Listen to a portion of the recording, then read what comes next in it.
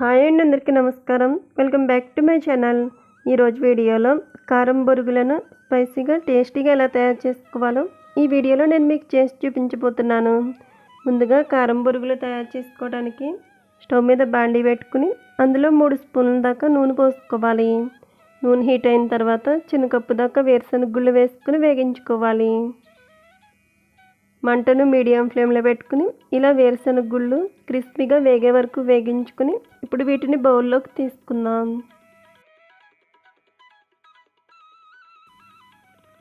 ఇప్పుడు ఇదే ఆయిల్లో దంచి పెట్టుకున్న వెల్లుల్లి రెబ్బలు వేసుకోవాలి. అలాగే సన్నగా పొడుగ్గా కట్ చేసుకున్న పచ్చిమిర్చి చీలికలు, ఒక రెమ్మ కరివేపాకు వేసుకుని వేగించుకోవాలి.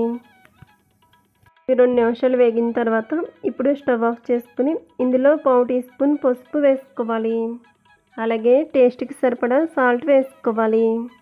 ఇందులో స్పైసీకి సరిపడా 1 స్పూన్ మసాలా కారం వేసుకోవాలి. అలాగే 2 కప్పుల దాకా బొరుగులు వేసుకోవాలి.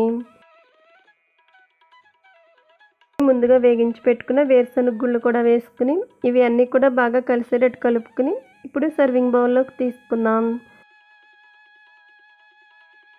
వాతావరణం చల్లగా ఉన్నప్పుడు ఇలా వేడివేడిగా ఇంట్లో కారం బొరుగులు చేసుకుని తింటే స్పైసీగా చాలా అంటే చాలా బాగుంటాయి.